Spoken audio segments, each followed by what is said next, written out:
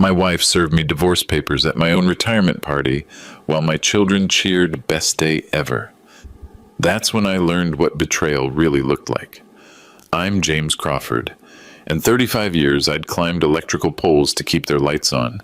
35 years, I'd worked overtime to pay for their dreams. And tonight, in front of everyone who respected my work, my own family celebrated destroying me. My wife, Catherine, thought she was taking half of nothing.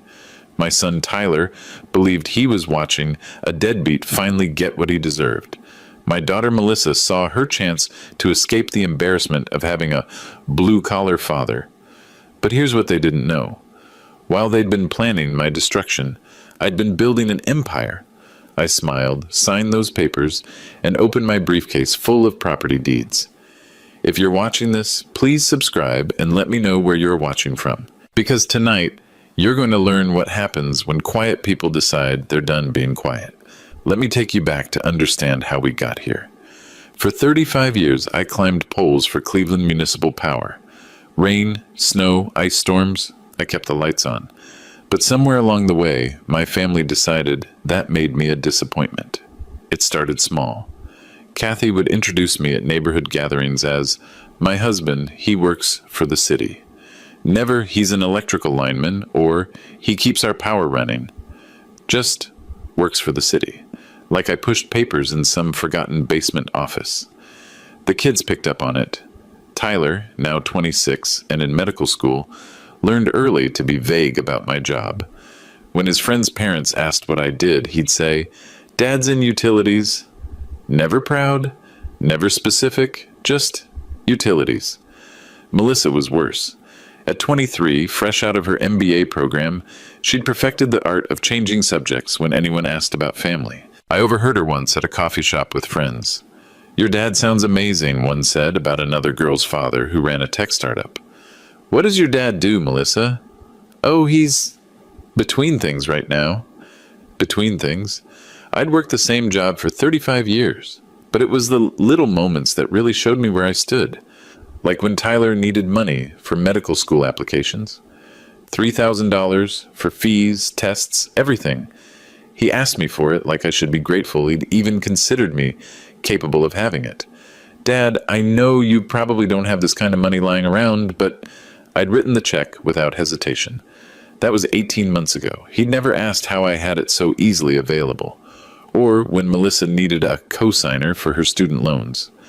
The bank required someone with stable income and good credit.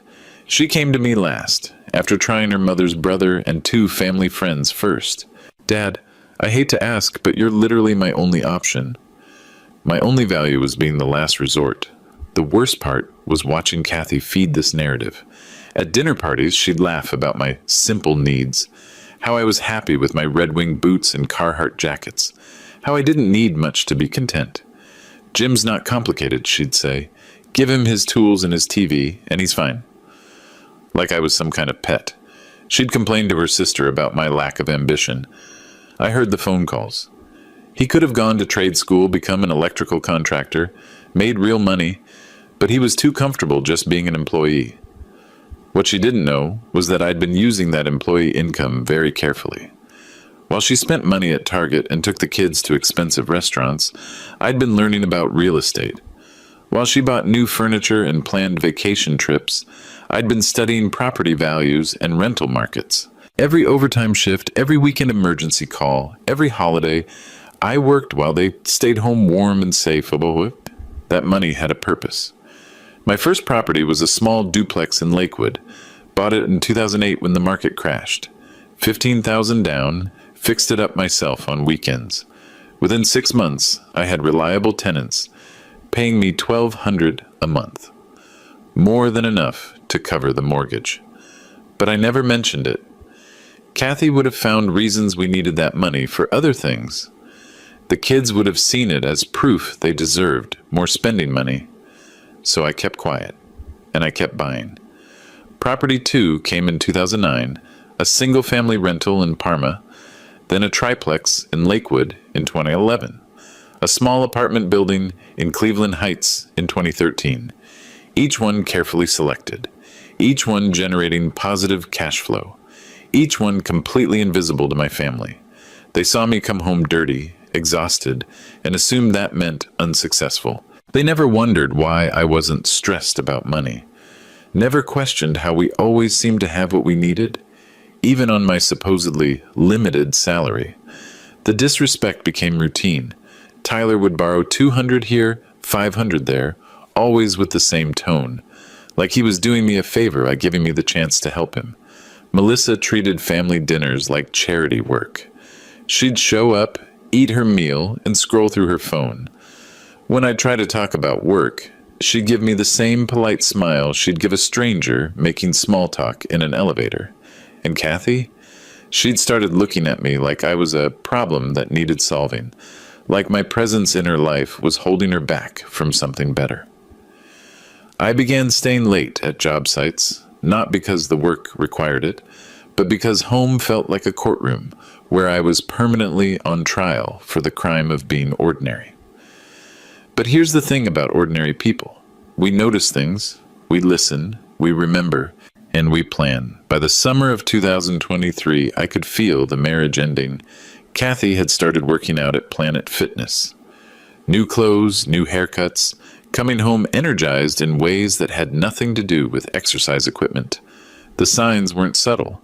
Text messages she'd hide when I walked into the room, phone calls she'd take outside in the backyard, suddenly needing to run errands that took 3 hours to complete. I could have confronted her, could have demanded to know what was happening, but I'd learned something over the years. Information's more valuable than confrontation. So I watched, I listened, I waited. The first concrete evidence came in August. A charge on our credit card for dinner at Pier W, the expensive restaurant on the lakefront. $87 for 2 people. Problem was, she told me she was having dinner with her sister that night. Her sister, who was diabetic and hadn't eaten at a restaurant in 2 years. Then came the gym membership upgrade. From a basic $20 a month plan to a premium $60 package that included personal training sessions.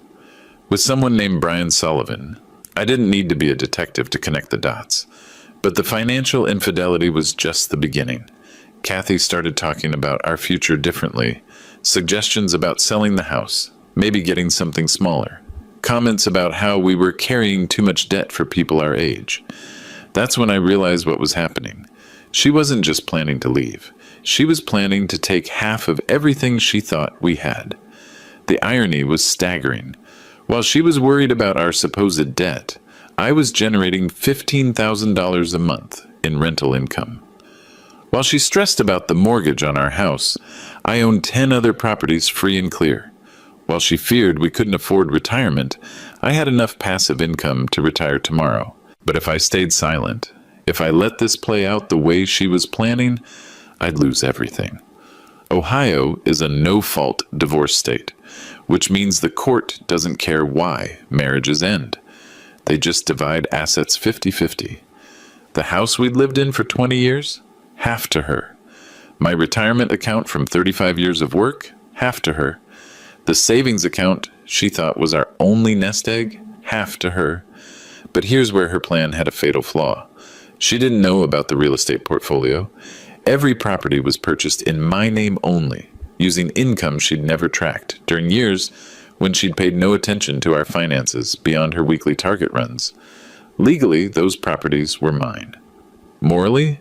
Well, that depends on how you feel about someone who spends 35 years planning to abandon their marriage the moment it becomes convenient. The kids were part of the plan, too. Tyler had started making comments about how Dad's getting older and how maybe it's time for Mom to think about her own happiness. Melissa posted pictures on social media from expensive restaurants and weekend trips that I wasn't included in. Family events where I was either not invited or made to feel like an unwelcome guest. They were already practicing life without me. The breaking point came in early October. Tyler called to ask if he could borrow $5,000 for medical school expenses. When I asked for specifics, he got irritated. Dad, I don't need to justify every expense to you. It's for school, okay? 2 days later, Melissa called with a similar request, $3,500 for her business startup costs. They weren't asking their father for help. They were withdrawing money from what they saw as a joint account they'd be managing soon anyway.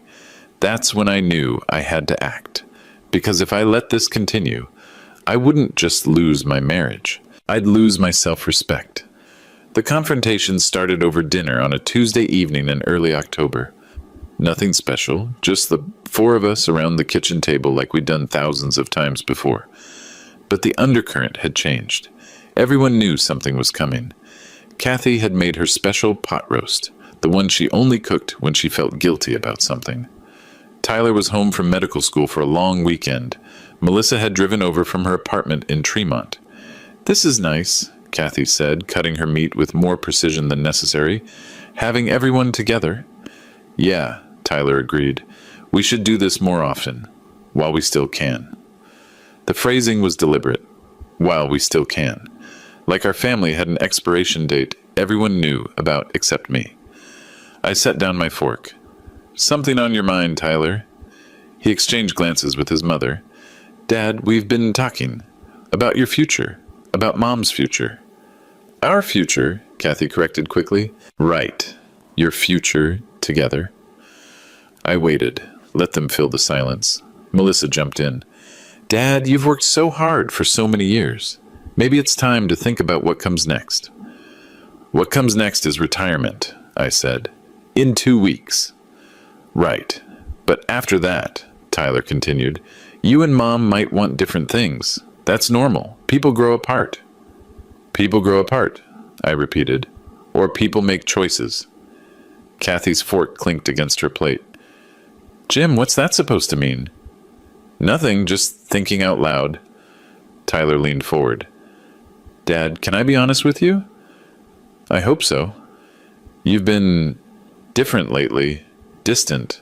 Like you're angry about something." I almost laughed. "Angry?" "Yeah, like you resent us for some reason." "For what reason would I resent you, Tyler?" He looked at his mother again. "Maybe because you feel like you didn't achieve what you wanted to achieve, and you're taking it out on the family?" The audacity was breathtaking. My son, who'd never worked a day in his life, questioning my achievements. "What did I want to achieve exactly?" Melissa answered. "Dad, you know what we mean. Most people your age have more to show for their careers." "More to show," I said. "Like what?" "Like ownership of something, a business, real assets." I nodded slowly. "Real assets." "You've been an employee your whole life," Tyler said. "There's nothing wrong with that, but what?" Kathy finally spoke up. "But it limits options, Jim, for both of us." "What options are you looking for, Catherine?" The use of her full name caught her attention. I only called her Catherine when I was serious. "I'm just saying that maybe we both deserve a chance to explore what we want in our next chapter." "Next chapter?" I repeated. "Without each other." "That's not what I said." "But it's what you meant." The table went quiet. Tyler cleared his throat. "Dad, if you and Mom did decide to restructure things, we'd understand." "Restructure things?" "Yeah, like financially. The house, the savings, all that." I looked around the table. At my wife of 35 years, at my son who'd borrowed thousands from me without ever asking where I got it, at my daughter who was embarrassed to tell people what I did for work. "You've given this a lot of thought," I said. "We just want everyone to be happy," Melissa said. "Everyone to be happy." I stood up from the table. "That's interesting." "Where are you going?" Kathy asked. "To the garage. Got some thinking to do." "Dad," Tyler called after me, "but we're just trying to help." I paused at the doorway. "Tyler, let me ask you something. When you needed money for medical school, where did you think it came from?" "What do you mean?" $3,000 for applications, $5,000 for expenses. Where did you think I got that money?" Your salary?" "My salary that you just said wasn't enough to build anything meaningful?" He didn't answer. "Melissa, same question. When you needed a co-signer for $30,000 in student loans, what made you think I'd qualify?" "Dad, I don't understand what you're getting at." "I'm getting at the fact that none of you have ever asked me what I do with my money. You just assume I don't have any." "Jim," Kathy said carefully, "what are you trying to say?" I smiled. "I'm saying that maybe you should be more curious about the man you're planning to divorce. The word hung in the air like a challenge. Who said anything about divorce? Kathy asked. Catherine, you've been planning this for months. That's ridiculous. Is Brian Sullivan ridiculous too? The silence that followed told me everything I needed to know, but I wasn't done. Not even close. The next morning, Kathy was gone before I woke up. Early shift at the store, her note said. Funny thing was, she didn't work mornings. I made my coffee and sat in the kitchen, thinking about the conversation the night before. They'd shown their cards too early, revealed the plan before they understood what they were playing against. My phone buzzed. Text message from an unknown number. Mr. Crawford, this is Jenny from Prestige Property Management. We have an issue with the Lakewood duplex. Tenant in Unit B reporting a leak. Can you call when you get a chance? I deleted the message quickly. Kathy sometimes checked my phone when she thought I wasn't looking, but the call reminded me of something important. My properties weren't just numbers in a bank account. They were real places where real people lived. People who depended on me to be responsible, reliable, available. Unlike my family, my tenants respected what I provided. 20 minutes later, another call. This one from my tenant in the Cleveland Heights building. Mr. Crawford, it's Diane from apartment 2A. The couple in 1B wants to renew their lease early. They're offering an extra $50 a month if they can lock in for 2 years. An extra $50 a month for 2 years. $1,200 in additional revenue because people wanted the security of staying in a place I'd made comfortable for them. I told Diane I'd think about it and call her back. As I was finishing breakfast, Tyler appeared in the kitchen, hair messy, still in yesterday's clothes. Medical school was clearly teaching him excellent life management skills.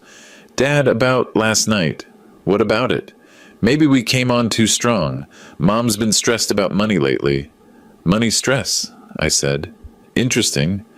She thinks we're carrying too much debt. I almost choked on my coffee. What debt?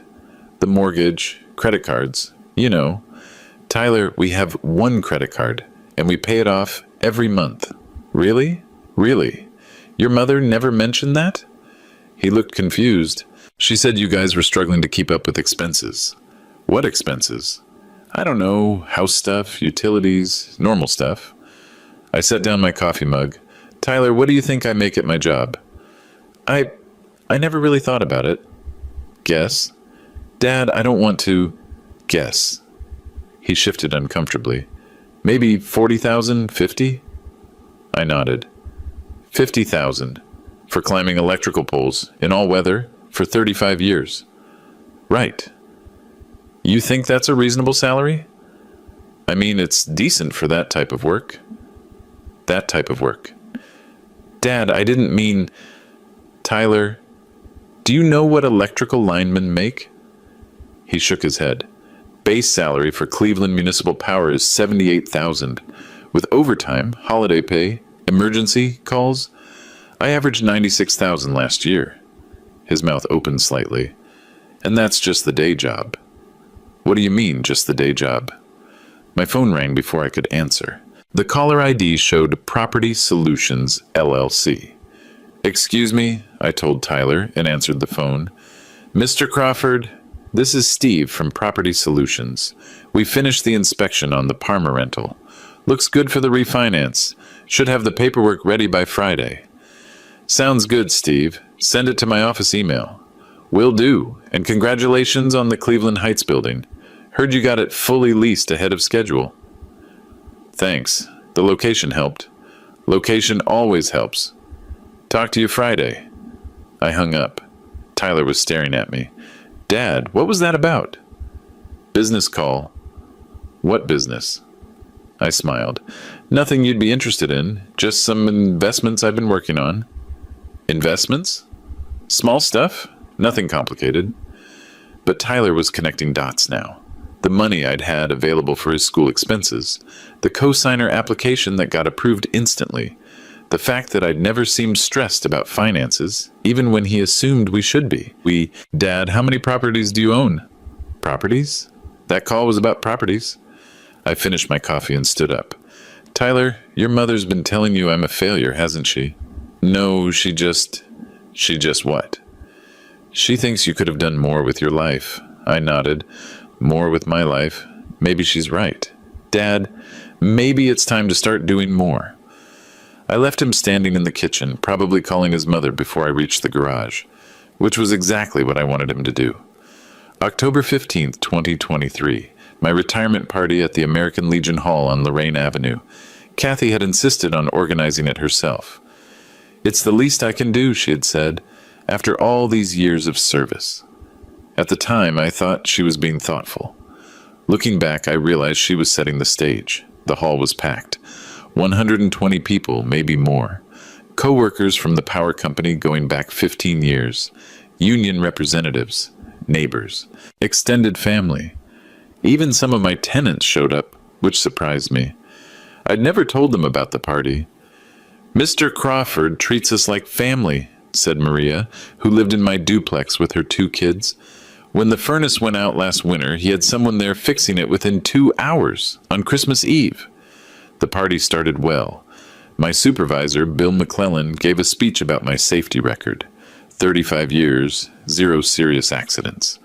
Jim Crawford is the guy you want on your crew when the storm hits, he said, reliable as sunrise.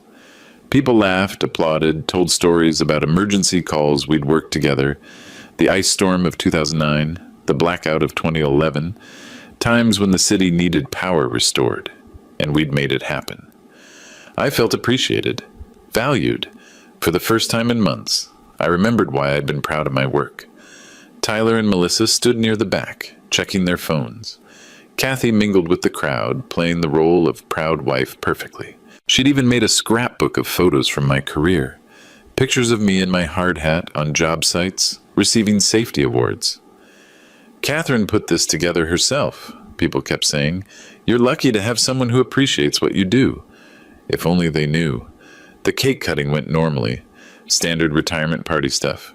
People making jokes about me having too much free time, asking what I planned to do with myself.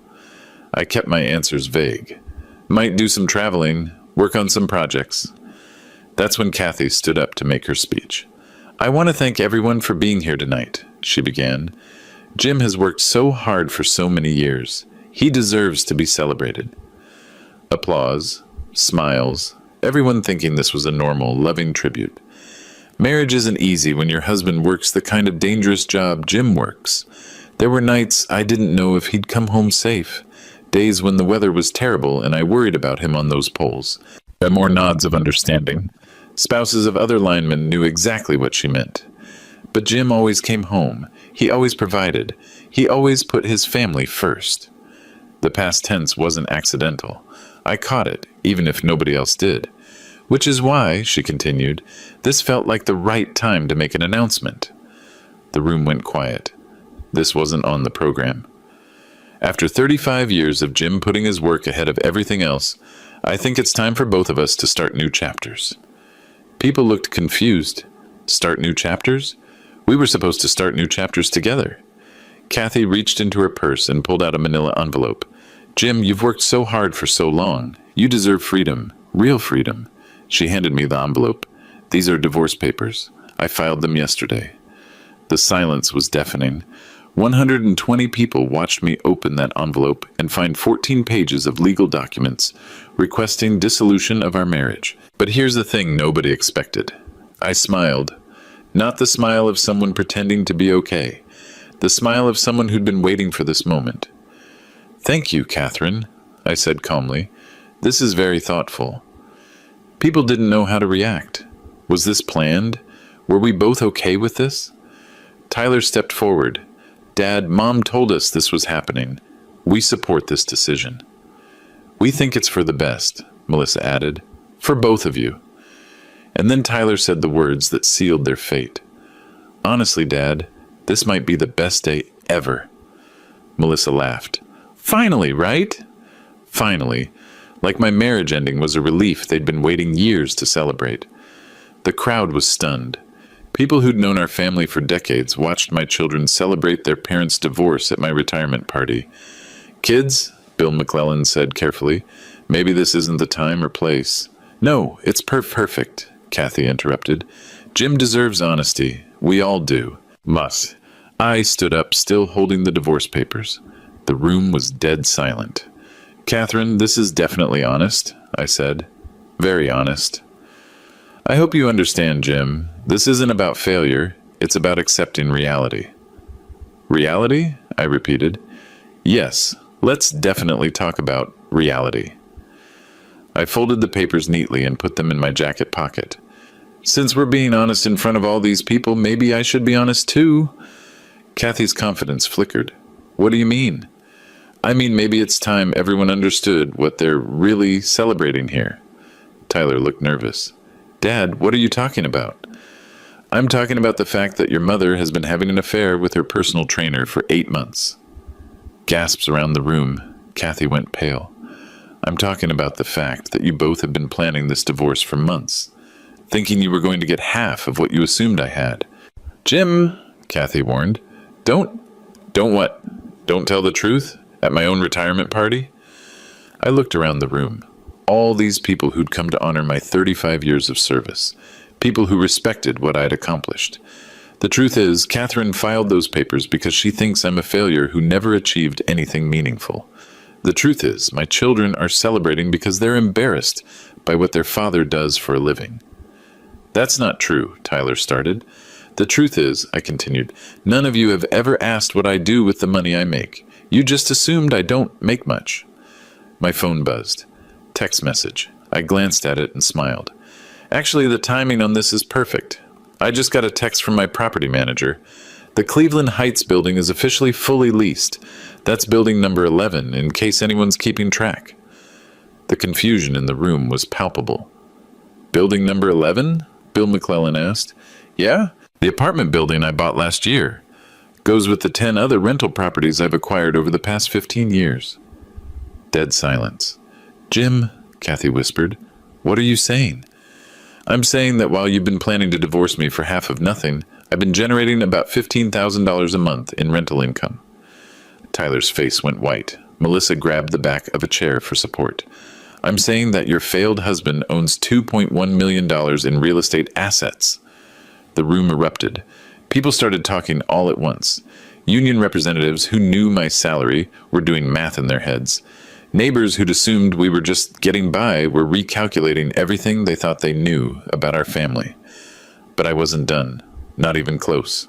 The chaos in the room was immediate. People talking over each other, asking questions, trying to process what they'd just heard. But all I could focus on was the look on Kathy's face. Pure, undiluted shock. That's impossible, she said quietly. We don't have that kind of money. You don't, I corrected. I do. Bill McClellan stepped forward. Jim, are you serious? 11 properties? 11 properties. Started with a duplex in Lakewood in 2008. Added 1 or 2 a year since then. How? Tyler demanded. How did you afford overtime? I said simply. Emergency calls, holiday pay, every extra shift I worked while you were all at home complaining about me never being around. That money went into real estate. My union representative, Steve Torres, was grinning. Jim, you magnificent bastard. You've been building an empire while we all thought you were just fixing power lines. I was fixing power lines, I said. That was my day job. Melissa found her voice. Dad, why didn't you tell us? Tell you what? That I was investing money? When would that conversation have happened? Between you telling people I was between things and Tyler explaining I was just in utilities? People were pulling out phones, probably texting family members about the drama they were witnessing. The retirement party had turned into the most entertaining evening the American Legion Hall had seen in decades. Jim, Kathy said, trying to regain control, we need to talk privately. No, I said firmly. We're done talking privately. 35 years of private conversations got us here. Let's try public honesty for a change. My phone rang. I looked at the caller ID. Prestige Property Management. Excuse me, I said to the crowd and answered it. Mr. Crawford, it's Jenny. Sorry to bother you, but we just got an offer on the Parma property. Cash buyer, asking price, wants to close in 30 days. How much? I asked, loud enough for everyone to hear. $215,000. You paid $160 for it 3 years ago. $55,000 profit in 3 years? That's right. Should I accept? I looked around the room. 120 people hanging on every word. Let me think about it, I said. I'll call you tomorrow. Sounds good. And Mr. Crawford, congratulations on your retirement. You've built something really impressive. I hung up and smiled at Kathy. Real estate appreciates, I explained, unlike some other investments I've made. The dig wasn't subtle, and everyone caught it. Steve Torres was shaking his head in amazement. Jim, what's the total monthly income? $15,247 every month. That's more than most people make in a year? Someone called out. It's more than I made in a year when I started at the power company, I agreed. Tyler was doing math on his phone. Dad, that's $180,000 a year in passive income. That's right. But you still worked your regular job? I liked my regular job, and the regular job provided the down payments for the properties. Bill McClellan was laughing now. Jim, you could have retired 10 years ago.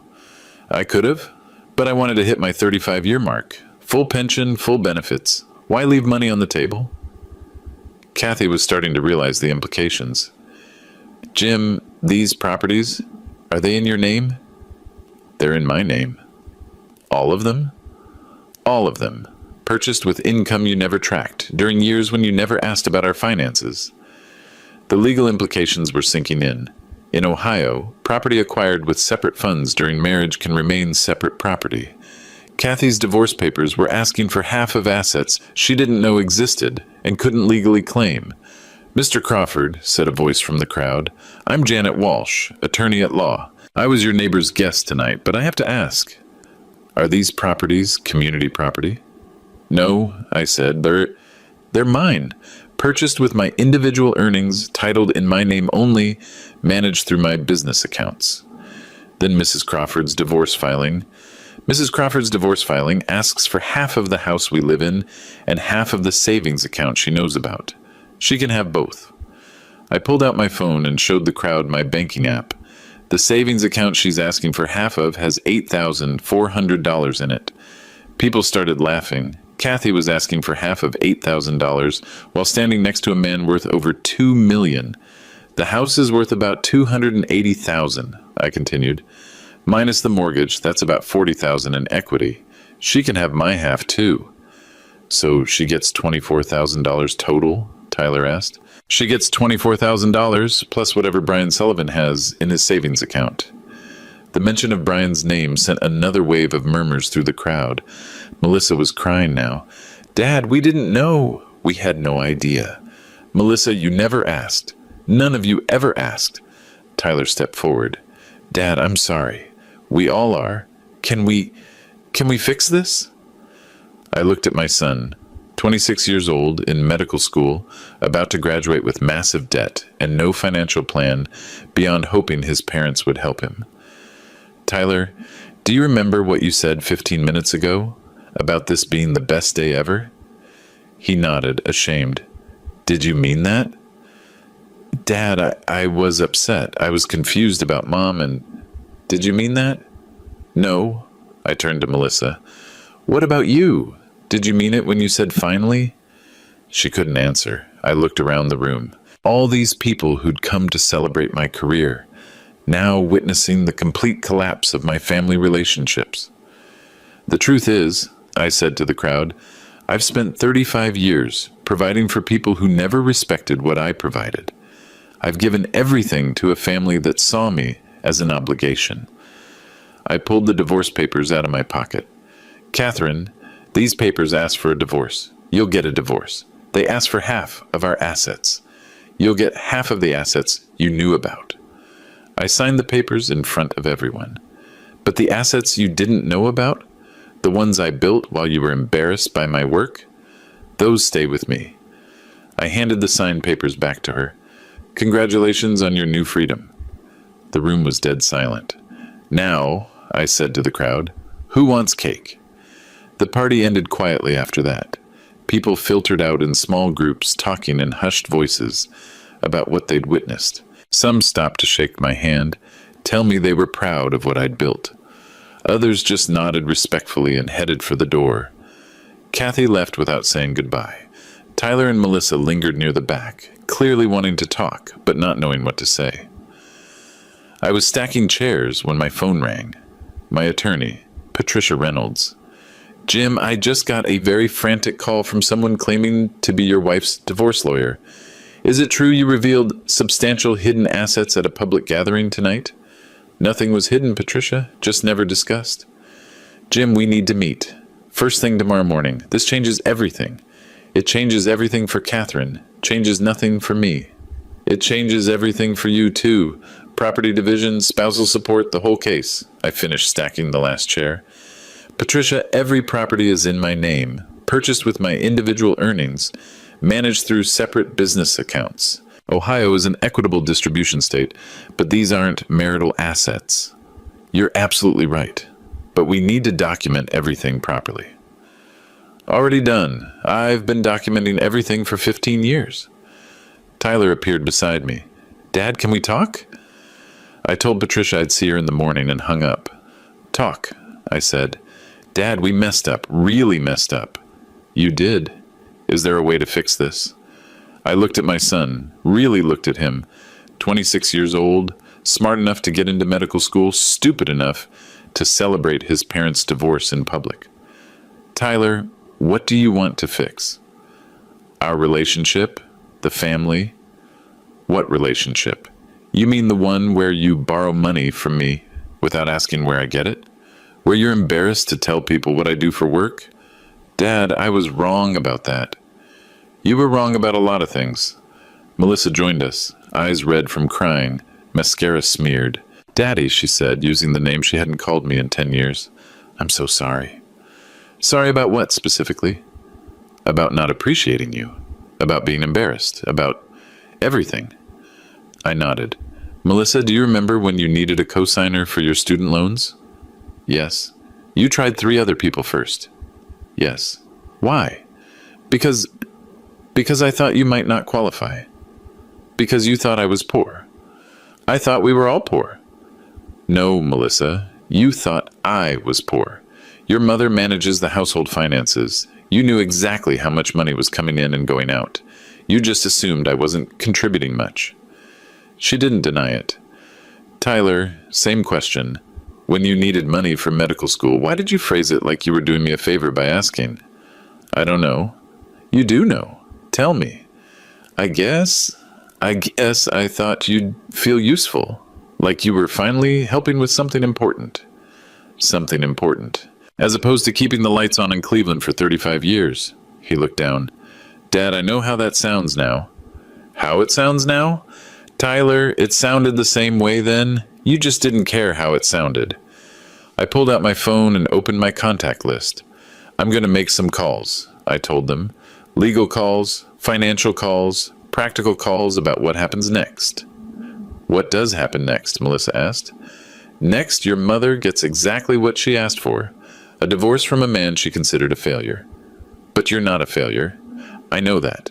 The question is, what are you going to do with that information? Tyler straightened up. Dad, what can we do? How can we prove we understand now? I considered the question. Tyler, you're in medical school. How much debt do you have? About $180,000. How much do you need for your final year? $90,000. Tuition, living expenses, everything. Melissa, you want to start a business. What kind of business? A boutique fitness studio for women over 40. How much do you need? $65,000 for the first year. Location, equipment, marketing. I nodded. So between the two of you, you need $155,000. They exchanged hopeful glances. Here's what's going to happen, I continued. Your mother is going to discover that divorce is expensive. Her lawyer is going to demand documentation of all our assets. When she finds out about the properties, she's going to realize she made a very, very costly mistake. Will she get any of the rental income? Tyler asked. Not a penny, but she will get her half of the house equity and the savings account, about $24,000 total. That's not much to start over with, Melissa said. It's what she chose. I put my phone away and looked at both of them. You each asked me for help with money. Big money. Money I had and you needed. They nodded. But you asked like I should be grateful you were giving me the opportunity to help. like providing for my children was a privilege you were generously offering me. Dad, I'm not finished. You want to fix our relationship? Here's how that works. Respect is earned through actions, not demanded through blood relation. You want my help? Show me you understand what help means. How? Tyler asked. Figure that out yourself. You're both smart, educated adults. If you can't figure out how to earn your father's respect, maybe you don't deserve his money. I headed toward the exit. Dad, wait, Melissa called. Are you saying you won't help us? I turned back. I'm saying help is something you ask for from people you respect, not something you demand from people you're embarrassed by. And with that, I left them standing in the empty American Legion Hall, finally understanding what they'd lost. The next 3 months played out exactly as I'd predicted. Catherine's divorce lawyer, Martin Hendricks, demanded full financial disclosure. When I provided documentation of my 11 properties, his confidence evaporated faster than morning frost. Mr. Crawford, he said during our first mediation session, this portfolio is substantial. My client was unaware of these assets. Your client never asked about these assets, my attorney Patricia Reynolds replied. In 15 years of marriage to a man who worked overtime regularly, she never once questioned where that money went. The math was simple. Under Ohio law, Catherine could claim half of any assets acquired during marriage with marital funds, but every property was purchased with my individual earnings, titled in my name, and managed through separate business accounts I'd maintained since 2008. These are clearly separate assets, Patricia explained. Mr. Crawford can demonstrate that every down payment, every repair, every improvement was funded through his individual labor. Catherine sat across the table looking like she'd been hit with a 2x4. Jim, this isn't fair. We were married. I supported your career. Catherine, you were embarrassed by my career. There's a difference. The final divorce settlement was signed in December 2023. Catherine received her half of the house equity, $24,300 after closing costs. She also got half of our savings account, $4,200, and the 2018 Honda Accord. Total settlement, $28,500. She moved into a one-bedroom apartment in Westlake. Brian Sullivan, her personal trainer boyfriend, ended their relationship 2 weeks after the property revelations. Apparently, dating a soon-to-be divorcee with no money wasn't as appealing as dating a woman he thought had assets. The social consequences were swift and predictable. Our neighborhood, where Catherine had spent years positioning herself as the long-suffering wife of an unambitious man, suddenly understood the truth. She'd left a millionaire for a gym trainer who made $30,000 a year. She was always talking about Jim's lack of drive, our neighbor Susan told me at the grocery store. Now we know who really lacked drive. Catherine's sister stopped talking to her. Her book club found reasons to meet without her. The narrative she'd built about being held back by her husband's mediocrity crumbled when everyone realized she'd been living off his success while publicly diminishing it. Meanwhile, Tyler's financial reality hit hard. Medical school tuition for his final year came due in January, $90,000. He'd been counting on family support that no longer existed. His first call came 3 days after Christmas. Dad, I need to talk to you. About what? About school. About money. What about it? I can't afford final year tuition. The loans I qualified for only cover 60%. That's unfortunate. Dad, I know I messed up. I know we all messed up. But I'm $30,000 short, and if I don't pay by January 15th, I'll have to take a leave of absence. Tyler, what do you want from me? I want to borrow $30,000. Borrow implies you plan to pay it back. When would that happen? After residency? After I start practicing? So, 7 years from now. Maybe 6. I let the silence stretch. Dad, are you still there? I'm here, just thinking about something you said at the retirement party. What? You said divorcing your mother might be the best day ever. Dad, I explained that. I was confused. Tyler, I don't loan money to people who think my personal disasters are the best days ever. That's not fair. Fair? You celebrated your parents' divorce in public at my retirement party. You think fair is relevant now? He hung up. Melissa's crisis came 2 weeks later. Her business loan application was rejected. $65,000 for a fitness studio startup. Without a cosigner, the bank wouldn't approve it. Dad, I know you're angry with us, but this is my dream. Melissa, what makes you think your dream is my responsibility? Because you're my father. Being your father didn't stop you from being embarrassed by my work. I was young, I was stupid. You were 23. That's not young, it's educated adult. Dad, please, I'll pay you back. I'll pay interest, whatever you want. What I want is a family that respects me. What I have is a family that wants my money. It's not about the money. Melissa, it's entirely about the money. 6 months ago, you couldn't be bothered to mention my job to your friends. Today, you're calling me for $65,000. What changed? I changed? We all changed. No, you didn't change. Your circumstances changed. There's a difference. The third call came from Catherine herself in February. Jim, we need to talk. No, we don't. The kids are struggling financially. The kids are adults. Tyler might have to drop out of medical school. Tyler should have thought about that before he celebrated our divorce. Jim, please. I know I made mistakes, but don't punish the children for my choices. Catherine, I'm not punishing anyone. I'm just not rescuing anyone either. They're your children. They're adults who made their feelings about me very clear. They were protecting me. They thought I was unhappy. Were you unhappy?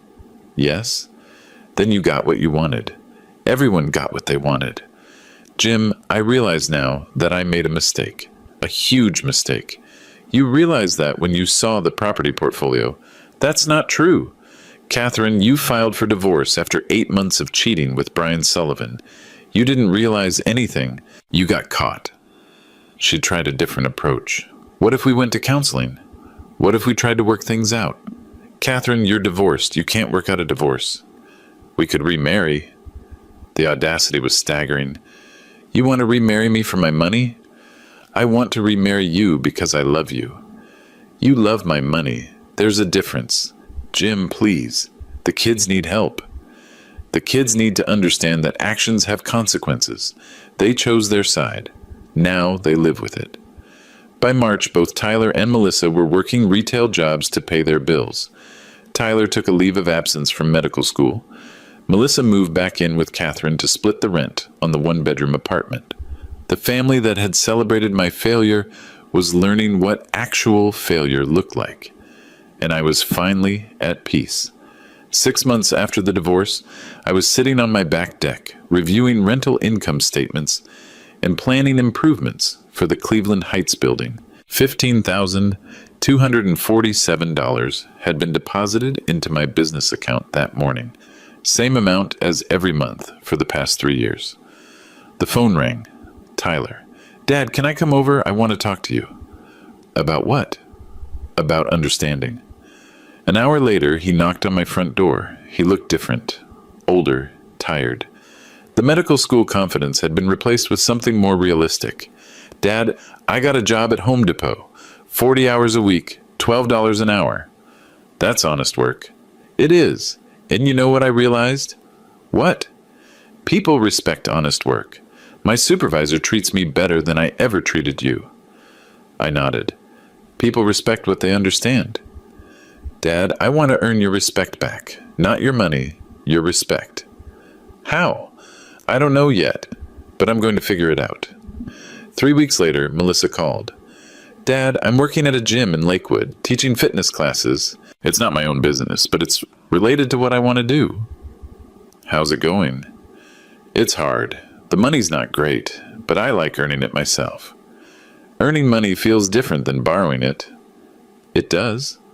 Melissa, are you calling to ask for something? No, I'm calling to say thank you. For what? For teaching us what we should have learned years ago. I was quiet for a moment. What did you learn? That respect isn't something you inherit. It's something you earn. 2 months later, Tyler started taking evening classes to become an electrician. I want to learn a trade, he said. Something real, something useful. Today, he works for Cleveland Municipal Power, same company I retired from. He makes $78,000 a year and loves it. Melissa opened her fitness studio 6 months later, not with my money, but with a business loan she qualified for based on her own earnings and business plan. She's successful because she earned it. Catherine, she's still in Westlake, still working retail, still wondering what went wrong. I've built something lasting, not just the properties, but the boundaries. Respect through action, not assumption. If you're watching this, let me know where you're from.